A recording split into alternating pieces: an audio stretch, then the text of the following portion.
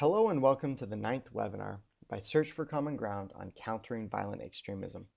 In this webinar, we'll look at how we can leverage tools like new media and technology to increase the effectiveness of our Countering Violent Extremism programming. Now, technology has been used in many ways already in this field, such as by connecting marginalized or vulnerable communities or individuals to services, or to provide opportunities such as avenues to increase one's political participation, for example, or to address issues like corruption. Now, technology can be a great tool for connecting people, and when it's used appropriately and wisely, it can also reach people across lines of division.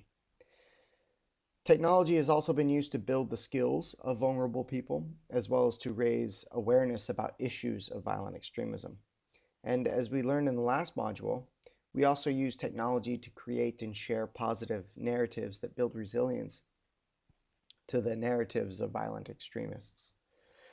Now, technology also empowers organizations or individuals to better engage in countering violent extremism through special tools that help to build knowledge and skills, or to make things like monitoring and evaluation more effective. Let's look at one example of how technology can be used to bridge divides and build understandings in ways that can build the resilience of those who participate in it.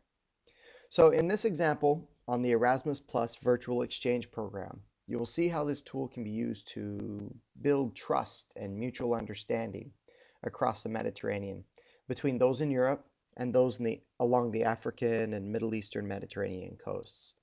Go ahead and click on the picture on your screen to watch the video. Now, let's look at one more example of an innovative use of technology. The peer-to-peer challenging extremism competition is an ongoing program by the United States Department of State, and it's just one example of a common use of technology in countering violent extremism. So in this type of programming, you would bring together youth and challenge them to innovate on how to build technological tools and platforms that can respond to the issue of violent extremism. Now, this example here features a number of technological tools that were developed by universities from around the world as part of this competition. Again, it's just a good example of this type of programming. Go ahead and click on the picture on your screen to watch the video.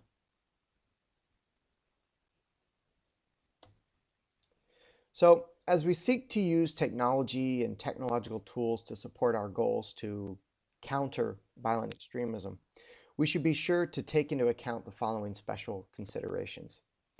First, we should really be sure to target our messaging and our tools appropriately.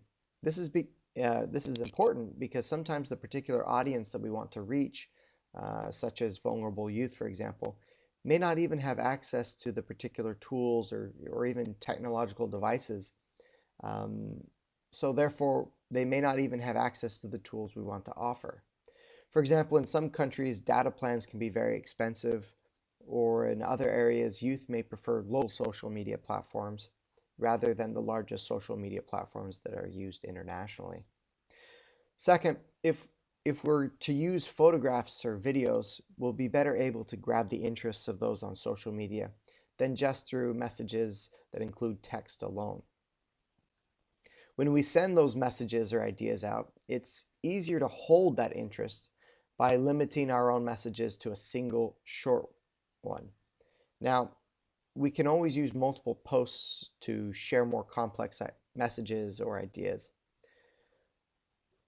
So, studies have shown that these approaches make our social media content more engaging and useful, which is really important.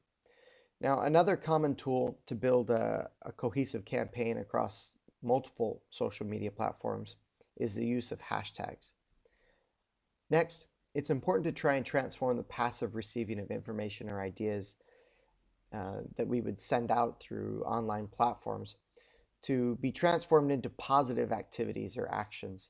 So therefore, our use of technology or social media should encourage our audience to get actively involved in some way. This can be as simple as sharing a post or doing something positive in their communities or families. As we expand our audience, we will likely be asked questions by our viewers, so we should seek for ways to engage with them in positive ways that strengthen the effectiveness of using technology. And this is because technology can never beat reality.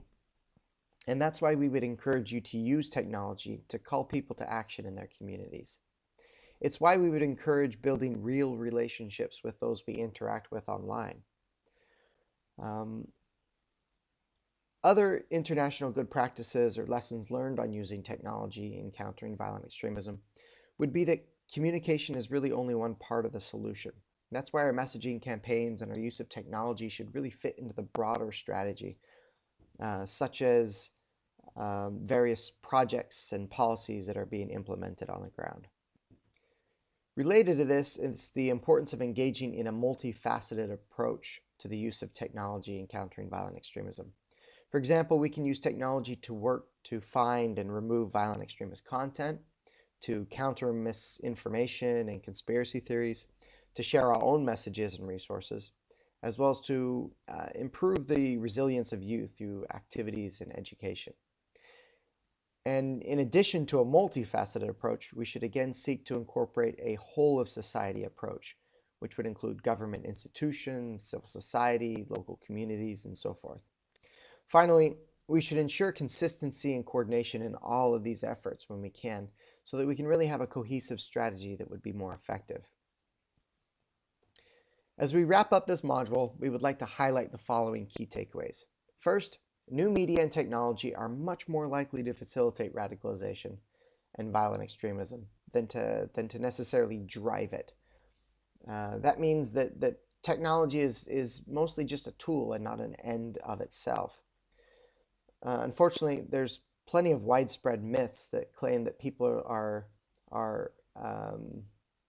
that are simply radicalized through technology, but contrary to these myths, people are much more likely to be radicalized through personal connections rather than through technology alone. So therefore, our use of technology in this field should also have that same understanding that if we just use technology alone, we're not going to have that same kind of connective power.